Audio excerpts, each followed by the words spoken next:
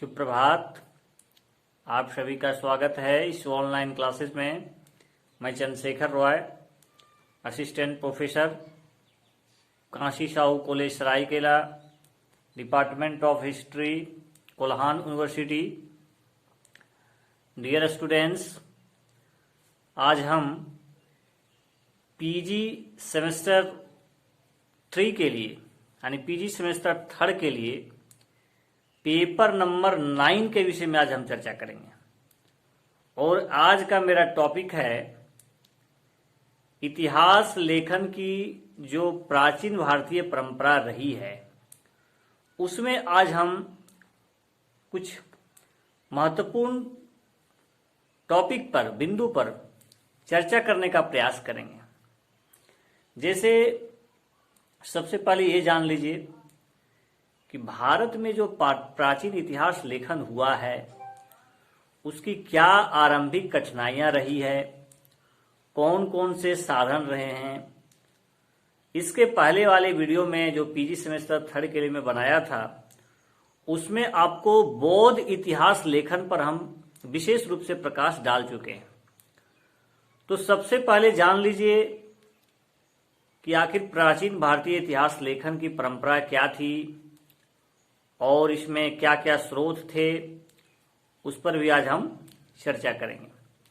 सबसे पहले इंट्रोडक्शन में आपको पता है कि भारतीय सभ्यता संसार की सबसे अधिक पुरानी सभ्यता है।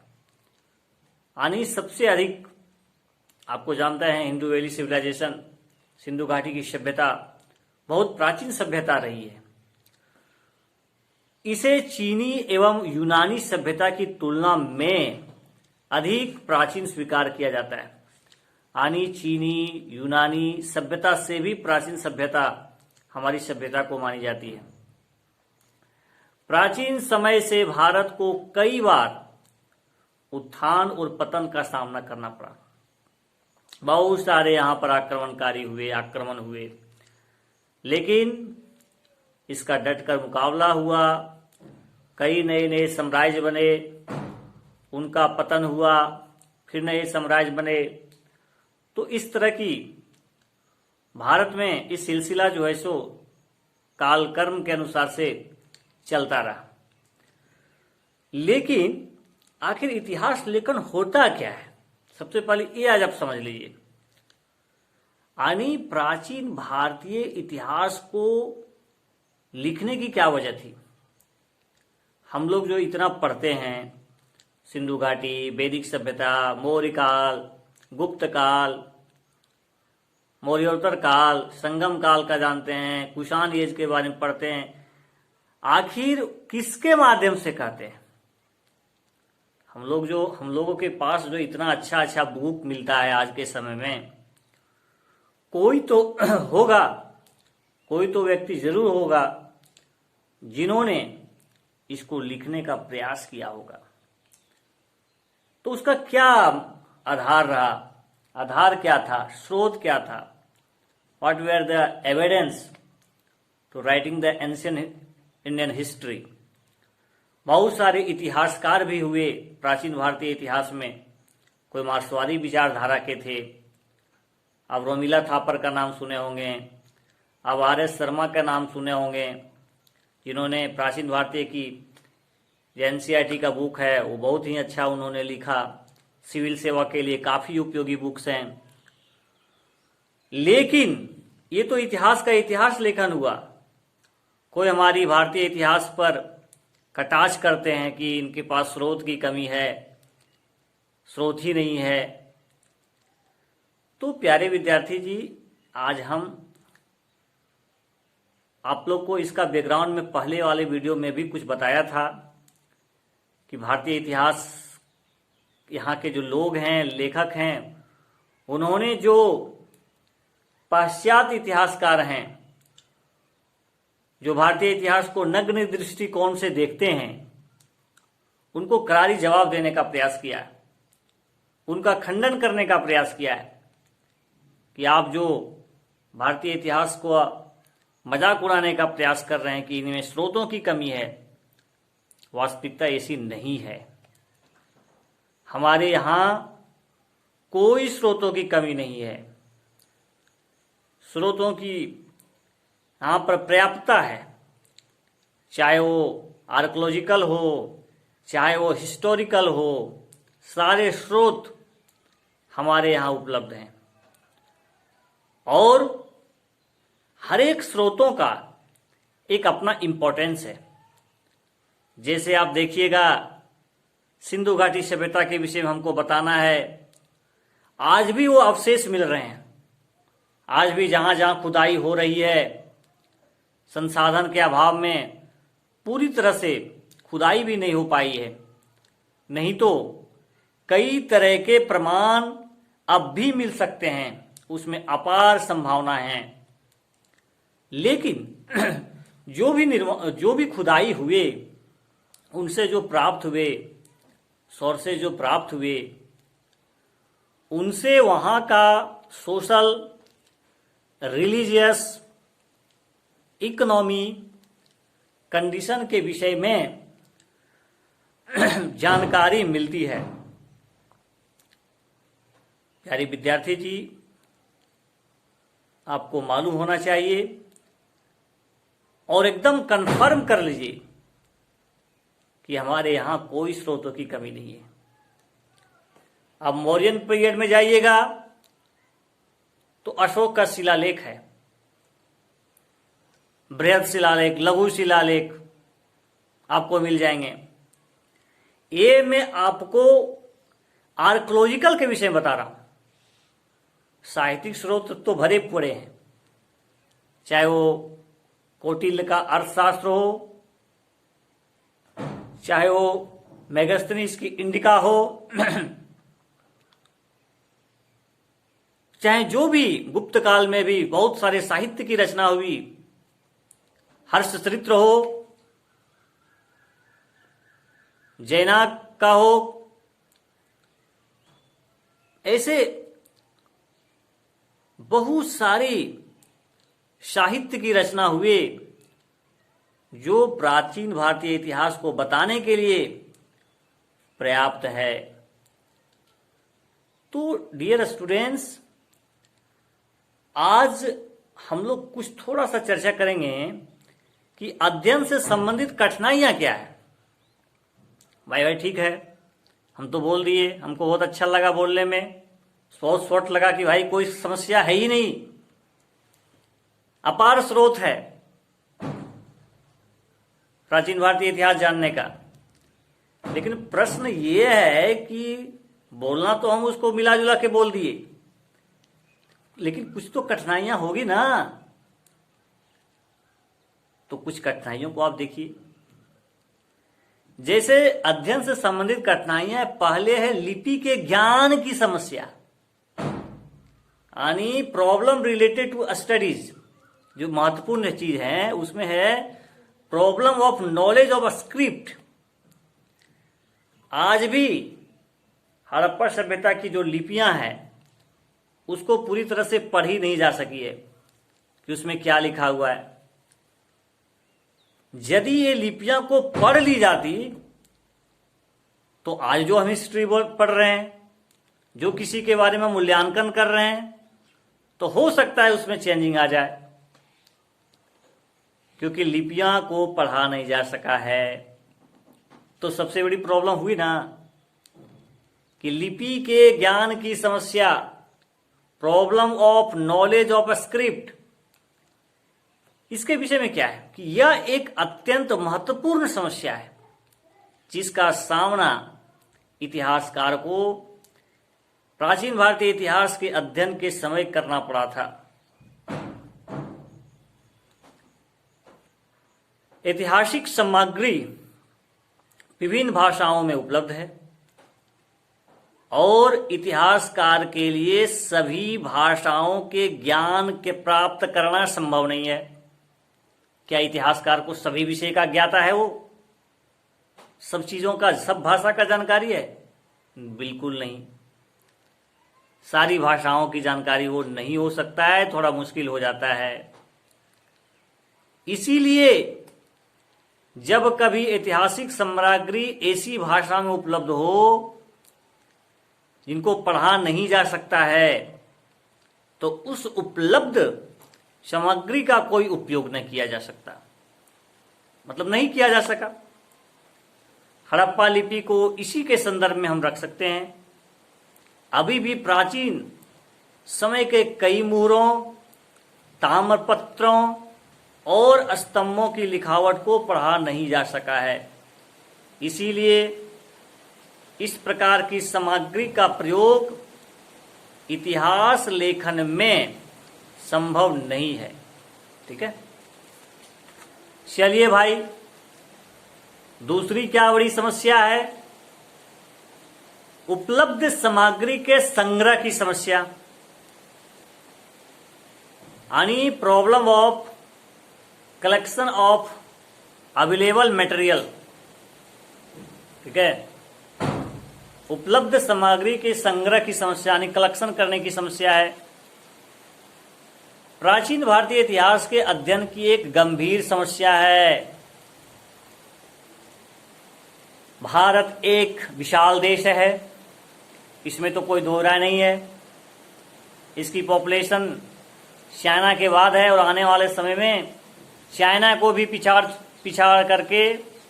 पीछा छोड़ करके भारत नंबर 1 पॉपुलेशन वाला जनसंख्या बढ़ने वाला है। एरिया में हम 7वां में आते हैं, तो एक विशाल देश है और इतिहास संबंधी महत्व सामग्री विभिन्न स्थानों पर फैली हुई है।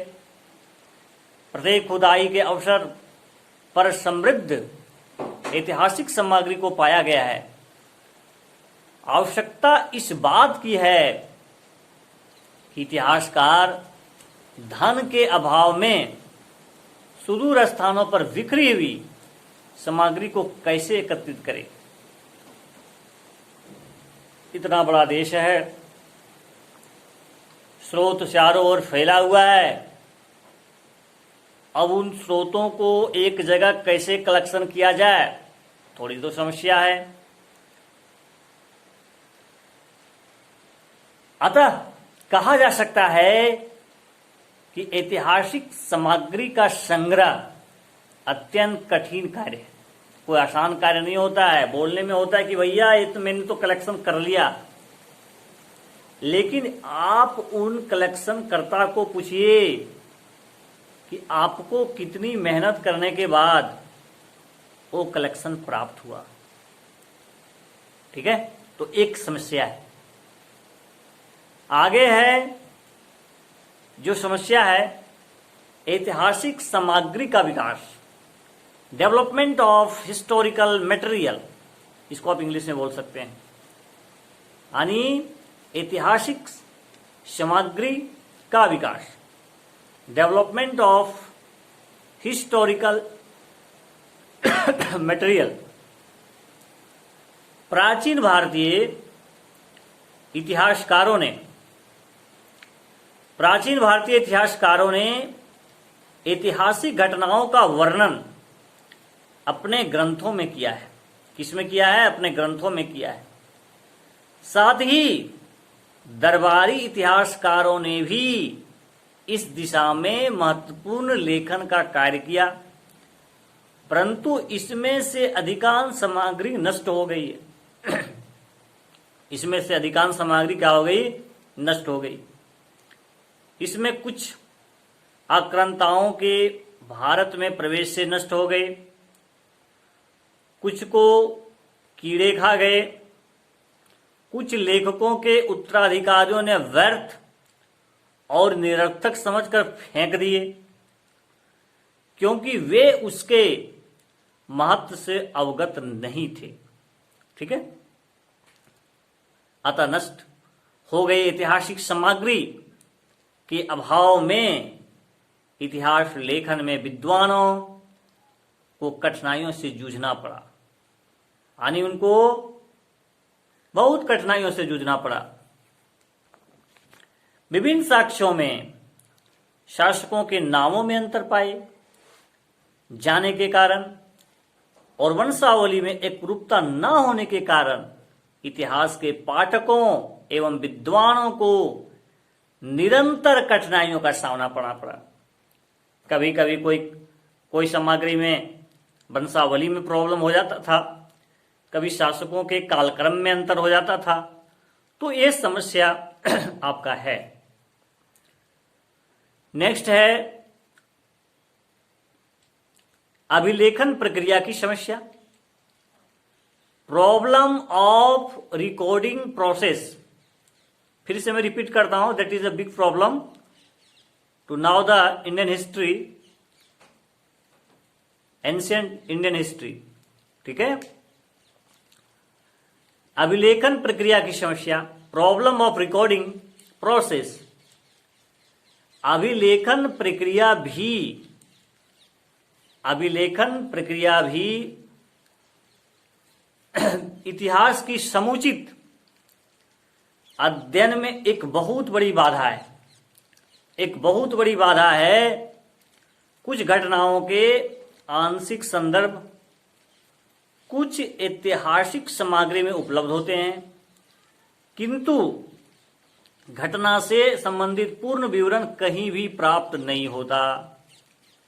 अतः अभिलेखन प्रक्रिया की दृष्टि से एक समस्या खड़ी हो जाती है। प्राचीन समय में महत्वपूर्ण ऐतिहासिक घटनाओं का उल्लेख प्रस्तर खंडों अथवा प्रस्तर स्तंभों में किया जाता था। यह अभिलेखन की प्रक्रिया अत्यंत कठिन थी।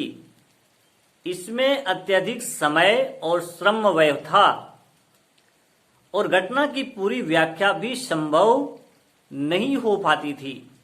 साथ ही संबंधित घटना की प्रतिलिपियां भी नहीं बनाई जा सकती थी।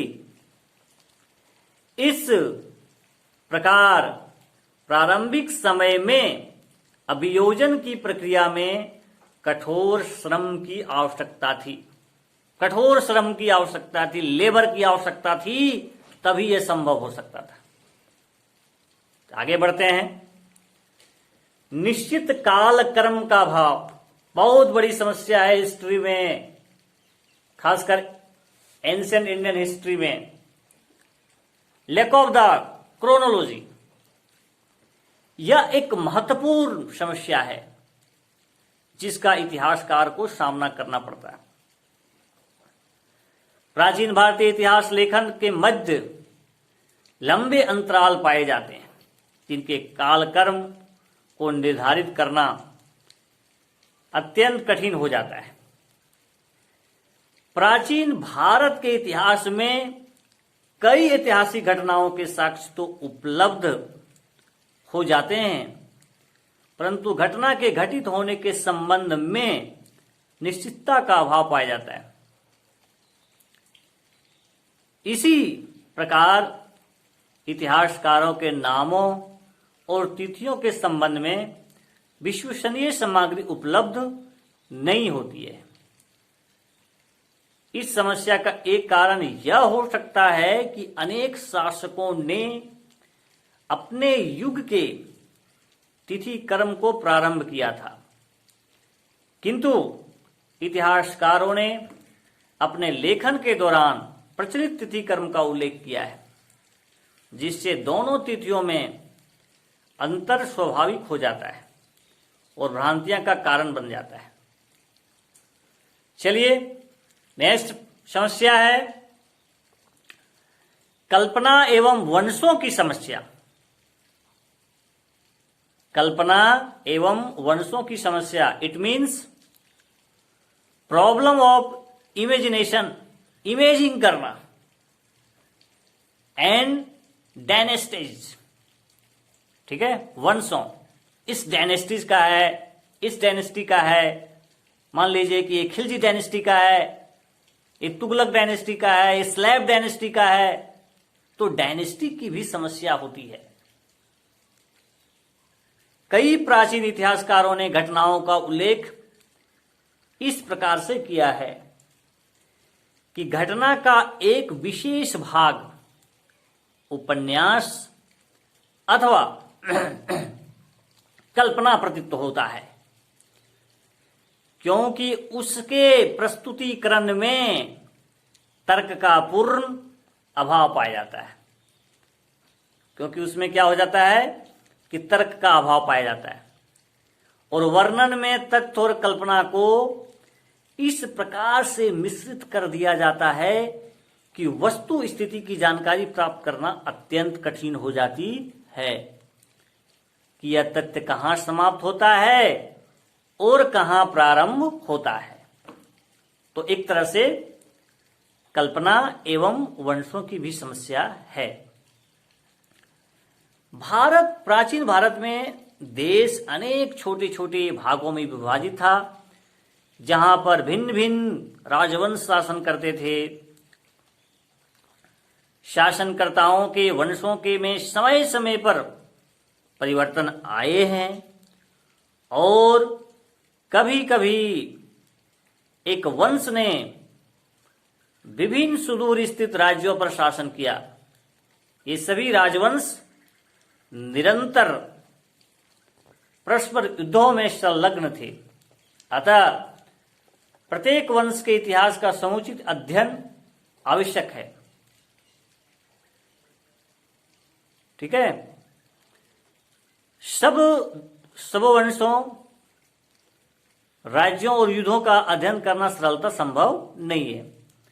अतः आवश्यकता इस बात की है कि सभी घटनाओं को तर्कपूर्ण और व्यवस्थित ढंग से प्रस्तुत किया जाए, ताकि पाठक सरलता से उसको समझ सके। इतना सिंपल ढंग से उस तथ्यों को परोसा जाए ताकि जो भी पाठक हैं उनको अच्छे से समझ लें। ठीक है, चलिए अब नेक्स्ट है महत्वपूर्ण समस्या, स्थलों के पहचान की समस्या। Problem of recognisation of the places, this is the important problem. ठीक है, तो इसको ध्यान रखिएगा, इस पॉइंट को दिमाग में रखिएगा, इसको लिखने का प्रयास कीजिएगा। स्थलों की समुचित पहचान करना एक अन्य समस्या है, जो इतिहास के समुचित अध्ययन के मार्ग में बहुत बड़ी बाधा है। कई वर्णनों में महत्वपूर्ण स्थानों के नाम घटना के घटित होने के स्थान पर आधारित है, किंतु हजारों वर्ष व्यतीत हो जाने के बाद उन स्थानों के नाम भी परिवर्तित हो गए। समस्या इतिहासकार के लिए उस समय गंभीर रूप धारण कर लेता है, उस समय जो है गंभीर रूप धारण कर देती है, जब एक ही क्षेत्र के मानचित्र में दो समान यानी उसके नाम जो है ना समान स्थिति में पाए जाते हैं। इसके स्थान और शासकों के नाम के संदर्भ में अत्यधिक भ्रांति होने लगता है और स्थान को सही रूप से पहचानने की समस्या यहाँ खड़ी हो जाती है। तो this is the big problem. ठीक है, यानी स्थलों के पहचान की समस्या। तो इस तरह से हम लोग आज इसके कुछ समस्या के बारे में चर्चा किए हैं। थोड़ा सा इसका विशेषता हम लोग देख लें, थोड़ा सा विशेषता कर भाई प्राचीन इतिहास लेखन की क्या विशेषता रही है, और कुछ पॉइंट बस देख लें कि आखिर इसकी क्या विशेषता रही है। ठीक है, प्रत्येक युग के इतिहास की अपनी अपनी विशेषता रही है।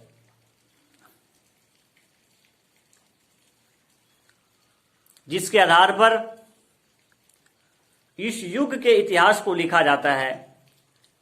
प्राचीन लेखकों के वर्णानुसार प्राचीन भारतीय इतिहास लेखन में अग्रलिखित विशेषता पाई जाती है। पहला है धार्मिक दर्शन का साहित्य, लिटरेचर ऑफ रिलीजियन फिलॉसफी, इसको आप बोल सकते हैं लिटरेचर ऑफ रिलीजियस फिलॉसफी, यानी धार्मिक दर्शन के रूप में प्राचीन भारत के विद्वानों ने पर्याप्त साहित्य की रचना की है। धर्म, धार्मिक प्रथाओं, कर्म और धार्मिक क्रियाओं विधियों के संदर्भ में पर्याप्त लेखन का कार्य प्राचीन युग में किया गया। इन विद्वानों ने आत्मा परमात्मा और धर्म की अवधारणा के संबंध में भी अपने विचार प्रस्तुत किए हैं। उन्होंने आध्यात्मिक दृष्टिकोण पर भी अत्यधिक बल दिया है। ठीक है, इन सब का विशद वर्णन प्राचीन इतिहास दर्शन के अंतर्गत मिलता है। तो एक आपका विशेषता हो गई धार्मिक दर्शन का साहित्य। दूसरा महत्वपूर्ण विशेषता हो गई शाही संरक्षण में इतिहास लेखन।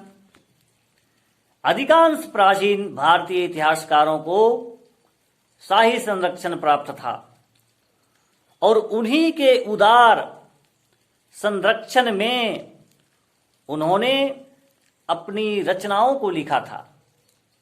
कुछ इतिहासकार को स्थानीय सामंतों का भी संरक्षण प्राप्त था, जो सदैव अपने स्वामी के साथ रहते थे और वर्णन प्रस्तुत करते थे, जिसे वो अपने आंखों से देखते थे, परंतु उनके वर्णन पूर्वाग्रह से परिपूर्ण होता था। मान लीजिए ठीक है, ये शासक गलत है, उसके अंदर बुराई है, मैंने देखा है, लेकिन चूंकि मैं दरबारी रहता था, उसका संरक्षण राजा का मिलता था, जिसके वजह से हमारा मुंह जो है, हमारा जो लेखन है, वो उसके खिलाफ वाली बातें नहीं बोलता था, बल्कि उसकी प्रशंसा ही करता था। तो पूर्वाग्रह से वो ग्रसित हो जाते थे पहले से कि भैया हमको इस राजा के विषय में अच्छा ही लिखना है। तो ये बड़ी समस्या है। नेक्स्ट है आध्यात्मिक दृष्टिकोण से लिखित साहित्य, spiritual attitude to written literature. अध्यात्म से आप कोई इतिहास का लिख रहे हैं तो उसमें आध्यात्मिकता वर्णन भी मिलेगा। प्राचीन भारतीय लेखकों ने अपने इतिहास लेखन में मुख्य रूप से आत्मा की शुद्धता, चरित्र और नैतिक मूल्यों के संदर्भ में लिखते हैं, यानी लिखने पर विशेष बल दिए हैं। निसंदेह उन्होंने लोगों के सामाजिक जीवन का वर्णन किया है, यानी उनके सामाजिक जीवन का वर्णन अपने ग्रंथों में किए, परंतु उसमें उनका दृष्टिकोण पूर्ण रूप से, पूरी तरह से नैतिकतापूर्ण दिखाई पड़ता है, इथिकली दिखाई पड़ता है, नैतिकपूर्ण। उन्होंने अच्छाई और बुराई के मध्य, अच्छा कौन है बुरा कौन है उसके मध्य अंतर को स्पष्ट करने का प्रयास किया है। What is the difference of badness and goodness, यानी अच्छाई और बुराई में क्या डिफरेंसेज हैं, उनके बारे में उन्होंने वर्णन करने का प्रयास किया है। वे चाहते थे कि लोग संतुष्ट जीवन व्यतीत करें। उन्होंने लौकिक के स्थान पर परलौकिक जीवन पर अधिक बल दिया, लोगों के श्रेष्ठ कार्य करने के लिए प्रेरणा प्रदान की, जिसमें वे आवागमन के बंधन से मुक्त हो जाए। इस प्रकार उन्होंने भौतिकवाद, व्यापार और वाणिज्य, समृद्धि और आर्थिक जीवन के संदर्भ में अत्यंत न्यून वर्णन किया है। व्यापार है ना, इसके विषय में उन्होंने न्यून वर्णन किया है, यानी वे आर्थिक पर ज्यादा जोर नहीं देते थे। ठीक है, वो देते थे अध्यात्म पर ज्यादा जोर। उनको व्यापार वाणिज्य से उतना मतलब नहीं रहता था, उसको उतना ज्यादा स्थान नहीं देते थे। उनका ध्यान रहता था उसका सामाजिक जीवन पर, उनका धार्मिक जीवन पर, उसकी नैतिकता पर रहती थी। आगे जो विशेषता है प्राचीन भारतीय इतिहास लेखन का, उसको देख लीजिए। आलोचनात्मक दृष्टिकोण का अभाव बहुत बड़ी समस्या है। अरे भैया सब तो सही नहीं होंगे, कोई आपको मान लीजिए साधन मिल गए, सोर्सेज मिल गए, चाहे कोई कुछ बोल दिए, कोई जरूरी नहीं है कि वो पूरी तरह से सही है, आप उसको मान लिए बिना तर्क का। उसका क्रिटिसिज्म होना चाहिए ना, उसकी कमियां को भी तो निकालना है, क्या सही है, क्या गलत है, क्यों सही है। यानी इसका मतलब है क्रिटिसिज्म होना चाहिए, आलोचनात्मक होना चाहिए, और इससे हमें अच्छा कुछ चीजें बाहर निकलती है। जब कोई डिस्कशन होगा, उस पर बातचीत होंगे, सघन अध्ययन होगा, तो कोई नया तथ्य और विचार निकलकर सामने आते हैं। तो इसलिए प्राचीन भारतीय इतिहास की एक विशेषता रही है कि आलोचनात्मक दृष्टिकोण का अभाव, lack of the critical view. जो सुने अध्यात्म, हाँ ऐसा ही होगा, चलो भाई लिख दिए, क्या गलत है क्या सही है, कौन प्रमाणिक है कौन अप्रमाणिक है, उससे मतलब नहीं रखे।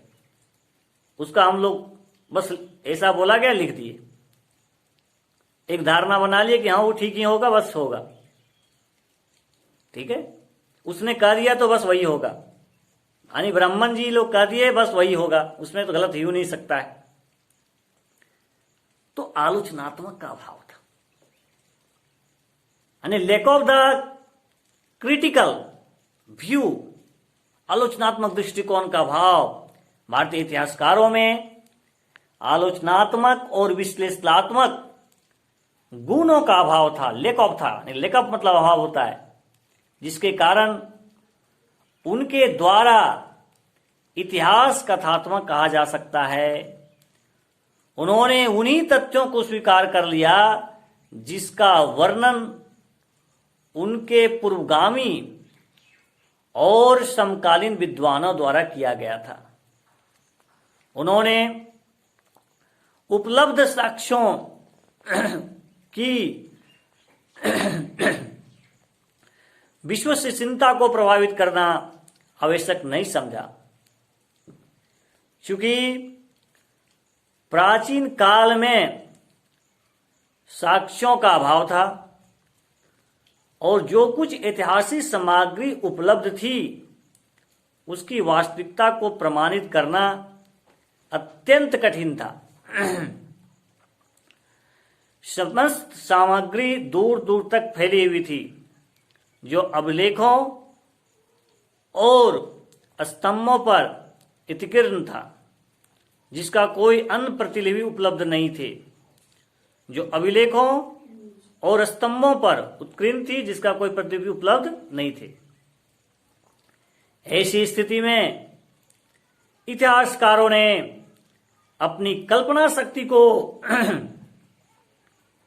कल्पना में डूब जाते थे कि भैया ऐसा होगा, तो कल्पना शक्ति का महत्व अधिक देते हुए अपनी कृतियों को पूर्ण किया, जो इतिहास लेखन में एक दोष कहा जा सकता है। अब कल्पना के द्वारा बहुत सारा कुछ नहीं सही बता सकते हैं, हो सकता है कि आपने जो बता रहे हैं वो गलत हो जाए, तो एक बहुत बड़ी समस्या रही। आगे इसकी विशेषता है शाही दरबारों का वर्णन, यानी डिस्क्रिप्शन ऑफ रॉयल कोर्ट।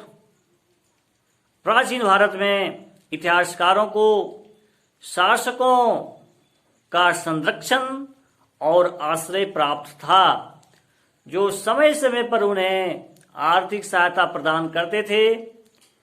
इसीलिए उनके वर्णन का प्रमुख विषय अधिकतर शाही दरबार ही होता था। यानी ज्यादातर वो जो इतिहास लेखन कार्य करते थे, उनका केंद्र बिंदु शाही दरबार ही होता था, कोई दूसरा चीज नहीं होता था।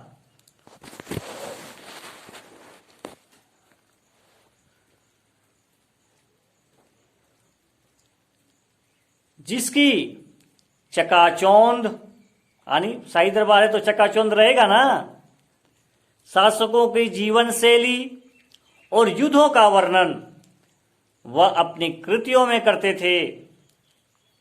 अपने लेखन में इतिहासकारों ने युद्ध में प्रयोग किए जाने वाले आयुधों एवं युद्ध कला का भी उल्लेख किया है। अतः स्पष्ट संरक्षण प्राप्त लेखकों ने अपना ध्यान मुख्यतः शाही दरबार की ओर आकर्षित किया और सामाजिक जीवन एवं अन्य पहलुओं के प्रति उदासीनता का प्रदर्शन किया। प्यारे विद्यार्थी जी, शाही दरबारों का संरक्षण का मतलब हुआ कि इतिहासकारों को राजाओं का संरक्षण मिल गया, तो उनका ध्यान वही शान शौकत राजा का ठाठ बाट पर रहता था। उसका जो ध्यान है वो गरीबों,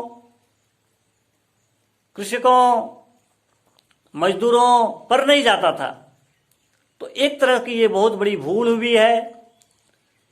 यदि ऐसा जाता तो हमें उनकी दयनीय स्थिति के बारे में पता चलता, लेकिन अधिकतर जो है राजा का शान शौकत, उसका वैभव का वर्णन ज्यादा मिलता है।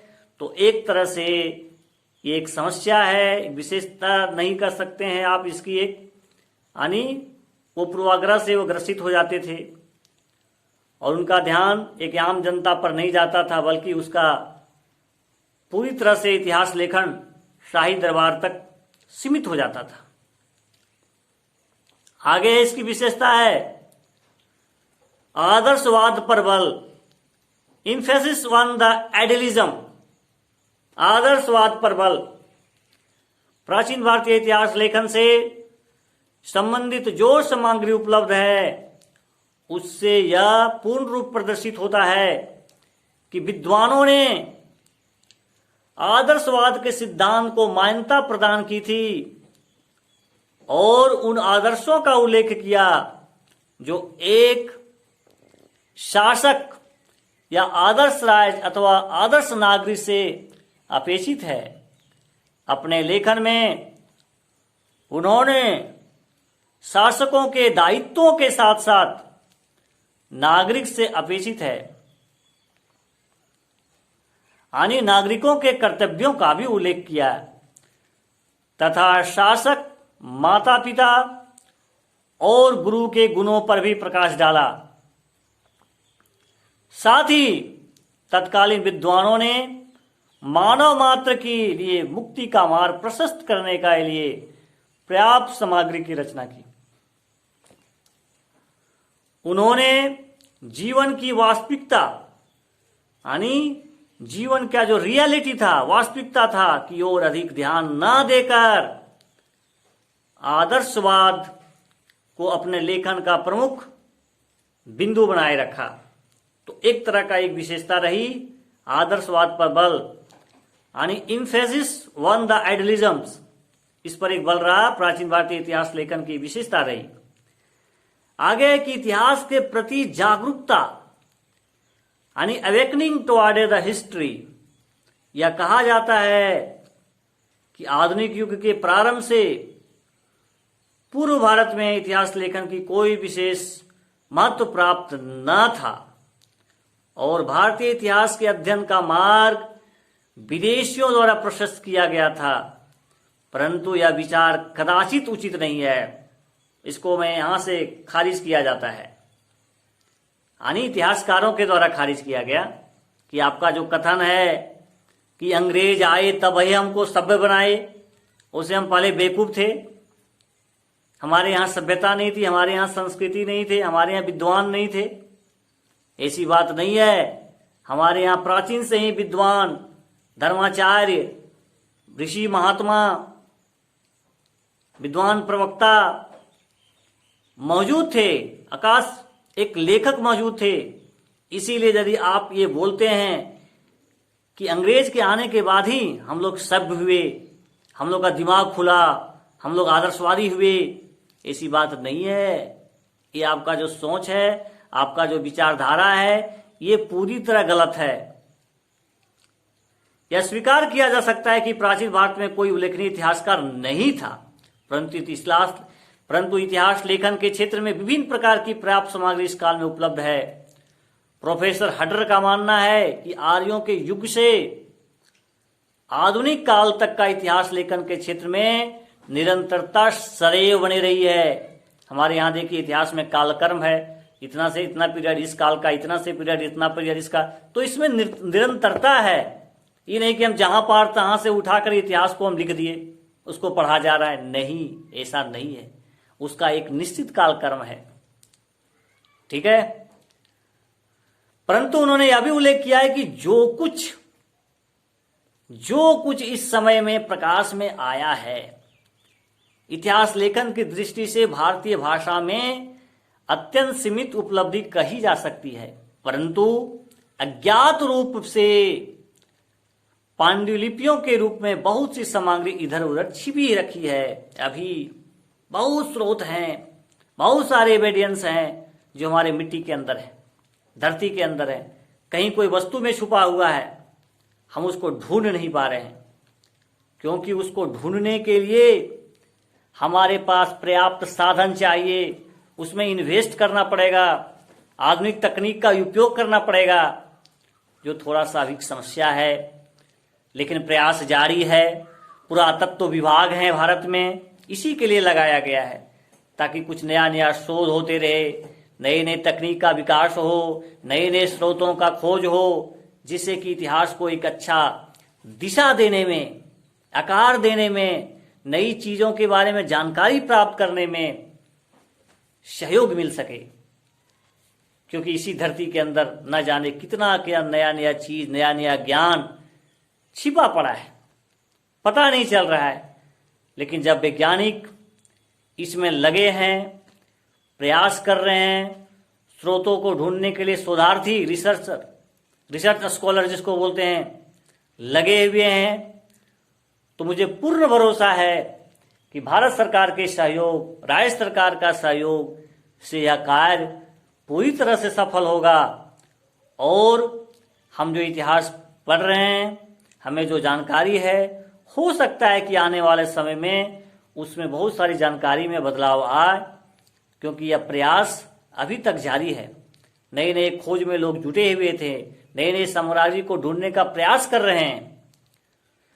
प्राचीन भारतीयों ने इतिहास के प्रति जागरूकता के कारण ऐतिहासिक महत्व की अत्यधिक सामग्री रचना की, जो लोक कथाओं, पुरातन कथाओं और परंपरा के रूप में उपलब्ध है, परंतु जिसे पूर्णतः इतिहास स्वीकार नहीं किया जा सकता। ऐसा नहीं कि सारा कहानी को हम इतिहास कह देंगे, this is not possible, this is not authentic, this is not realities, ठीक है। If you want to say this is the history, you should give the proof evidence so related to this matter, and after that you can write the history. Anyone the story को आप history नहीं कर दीजिएगा, ठीक है। परंतु जिसे पूर्णतः इतिहास स्वीकार नहीं करता है, अतः स्पष्ट है कि भारत के लोगों ने इतिहास की रचना तो नहीं की, किंतु इतिहास के प्रति उनकी जागरूकता से इनकार नहीं किया जा सकता है। वो इतिहास के प्रति काफी जागरूक थे और आज भी हैं, प्रयास में लगे हुए हैं। इतिहास से तात्पर्य केवल कालक्रम के अनुसार व्यवस्थित लेखन पद्धति अथवा अतीत की जानकारी से नहीं है। इसका तात्पर्य दर्शन का ज्ञान प्राप्त करना और मानव के मस्तिष्क के विकास का अभियोजन करना भी है। यानी ऐसा इतिहास लेखन हो जिसे मानव का विकास हो, मानव का सोचने की क्षमता बढ़े, है ना, उसका विकास हो, दर्शन का ज्ञान बढ़े। इस दृष्टि से प्राचीन भारतीय इतिहास दूसरों से श्रेष्ठ है। इस इतिहास को पढ़ने के बाद आप अपनी सभ्यता, अपनी संस्कृति, अपनी संस्कार के बारे में जानकारी प्राप्त करते हैं। तो इस तरह से अन्य देशों के इतिहास के साथ यदि हम तुलना कीजिएगा प्राचीन भारतीय इतिहास लेखन में, तो हमारी इतिहास लेखन बहुत ही श्रेष्ठ है। Doctor RC. मजूमदार की मान्यता है कि शुद्ध ऐतिहासिक और साहित्यिक रूप में पर्याप्त सामग्री उपलब्ध है, जिसका तात्पर्य प्रकृति, उत्तेजना, शैली और मूल्य से है। प्राचीन भारतीय साहित्य में हिंदुओं के पुराणों, बौद्धों के जातकों और भक्ति गीतों में सामाजिक परिवर्तन से संबंधित पर्याप्त सामग्री उपलब्ध है। इन ग्रंथों में समाज तथा सामाजिक स्थिति का समुचित ढंग से वर्णन किया गया है।